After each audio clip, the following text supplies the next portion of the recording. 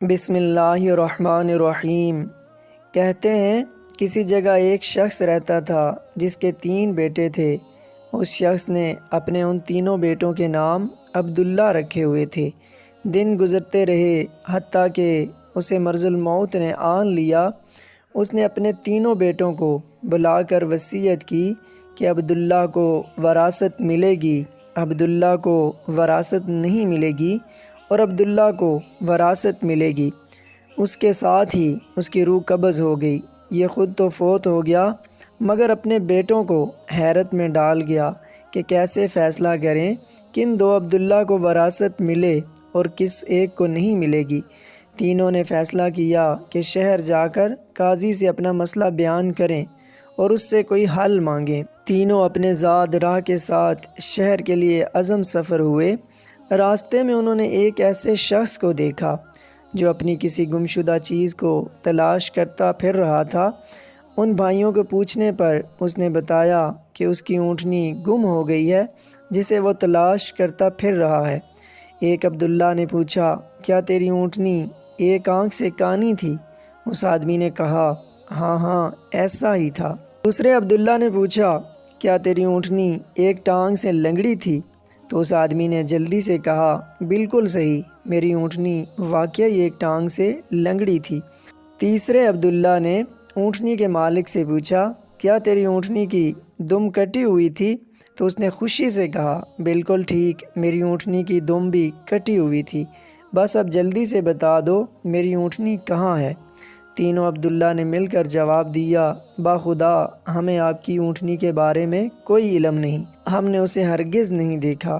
اونٹنی کا مالک ان کی یہ بات سن کر غصے سے پاگل ہو گیا۔ اس نے فیصلہ کیا کہ ان تینوں کو کھینچ کر قاضی کے پاس لے جائے گا۔ اسے پورا یقین تھا کہ اس کی اونٹنی کو یہ تینوں ذبح کر کے کھا چکے ہیں اور اب اپنے جرم کو چھپانے کے لیے جھوٹ بول رہے ہیں۔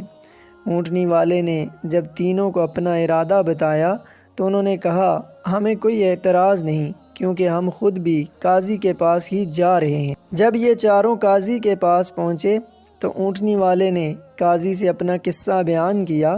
قاضی نے ان تینوں سے کہا، جس طرح تم تینوں نے اونٹنی کی نشانیاں بتائی ہیں اس کا ایک ہی نتیجہ نکلتا ہے کہ اونٹنی تم تینوں کے پاس ہے۔ بہتر ہے کہ تم اپنے جرم کا اعتراف کر لو۔ پہلے نے کہا، جناب عالی، ہم نے اونٹنی تو نہیں دیکھی تھی، ہاں البتہ اونٹنی کے آثار ضرور دیکھے تھے۔ جب میں نے اسے کہا تھا کہ تیری اونٹنی ایک آنکھ سے کانی ہے تو میں نے دیکھا تھا کہ راستے کے ایک طرف کا گھاس تو خوب چرا ہوا تھا مگر دوسری طرف کا ویسے ہی باامان موجود تھا۔ اس کا ایک ہی مطلب تھا کہ اس شخص کی اونٹنی ایک آنکھ سے کانی رہی ہوگی۔ دوسرے عبداللہ نے کہا، میں نے دیکھا تھا کہ راستے میں 3 قدم تو گہرے لگے ہوئے ہیں جبکہ چوتھا قدم زمین پر معمولی پڑا ہوا تھا، جس کا مطلب بس اتنا ہی بنتا تھا کہ یہ جانور لنگڑا بھی تھا۔ تیسرے عبداللہ نے کہا، اونٹ جب راہ چلتے ہوئے اپنا گوبر کرتے ہیں تو دم سے ادھر ادھر بکھیرتے ہیں، جبکہ ہم جس راہ سے آئے تھے وہاں پر گوبر ایک ہی لائن میں سیدھا گرا ہوا تھا، جس کا ایک مطلب ہو سکتا تھا کہ اونٹنی کی دم کٹی ہوئی ہے جو اپنا گوبر دائیں بائیں نہیں پھیلا بھائی۔ قاضی نے بغیر کسی دیر کے اس آدمی کی طرف دیکھا اور کہا، تم جا سکتے ہو، تمہاری اونٹنی ان لوگوں کے پاس نہیں ہے اور نہ ہی انہوں نے اسے دیکھا ہے۔ اونٹنی والے شخص کے جانے کے ان تینوں بھائیوں نے قاضی سے اپنا قصہ بیان کیا، جسے سن کر قاضی بہت حیران ہوا۔ ان تینوں سے کہا، تم آج کی رات مہمان خانے میں ٹھہرو، میں کل تمہیں سوچ کر کوئی حل بتاؤں گا۔ یہ تینوں مہمان خانے میں جا کر ٹھہرے تو انہوں نے محسوس کیا کہ ان کی نگرانی کی جا رہی ہے۔ کچھ دیر کے بعد ان کے لیے کھانا لایا گیا جو گوشت کے پکے ہوئے سالن اور روٹیوں پر مشتمل تھا۔ پہلے نے کھانے کو دیکھتے ہی کہا، یہ سالن کتے کے گوشت کا بنا ہوا ہے۔ دوسرے نے کہا، روٹیاں جس عورت نے پکائی ہیں وہ حمل کے ساتھ اور پورے دنوں سے ہے۔ تیسرے نے کہا، یہ قاضی حرام کی اولاد ہے۔ بات قاضی تک پہنچ گئی۔ اس نے تینوں کو دوسرے دن اپنی عدالت میں طلب کر لیا اور تینوں سے مخاطب ہو کر کہا، تم میں سے کس نے کہا تھا یہ کتے کا گوشت پکا ہوا ہے؟ پہلا بولا، میں نے کہا تھا۔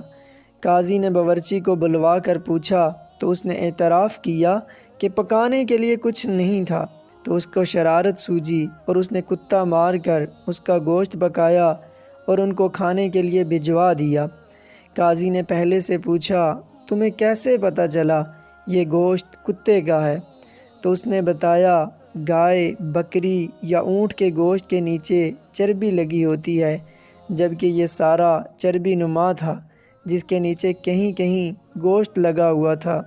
قاضی نے دوبارہ ان سے مخاطب ہو کر پوچھا، کس نے کہا یہ روٹیاں ایسی عورت نے بنائی ہیں جو 9 ماہ کے حمل کے ساتھ اور اپنے پورے دنوں سے ہے؟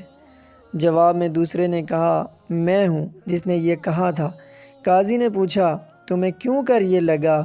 تو اس نے کہا، میں نے دیکھا روٹیاں ایک طرف سے پھولی ہوئی ہیں اور خوب پکی ہوئی ہیں تو دوسری طرف سے کچی اور موٹی رہ گئی ہیں۔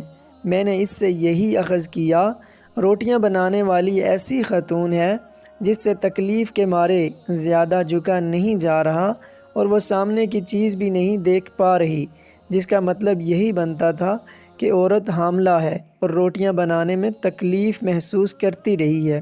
قاضی نے اس دوسرے سے بھی کہا کہ تم وہ عبداللہ ہو جسے باپ کی وراثت سے حصہ ملے گا۔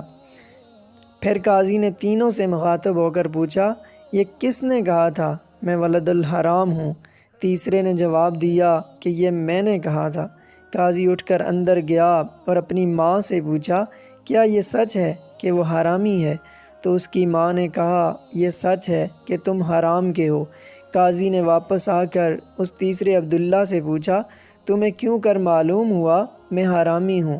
تو اس نے جواب دیا، اگر تم حلالی ہوتے تو مہمان خانے میں ہم پر نگران نہ مقرر کرتے، نہ ہی کتے کا گوشت پکوا کر ہمیں کھانے کے لیے بھجواتے، اور نہ ہی کچی روٹیاں کسی مظلوم عورت سے بنوا کر ہمیں کھلواتے۔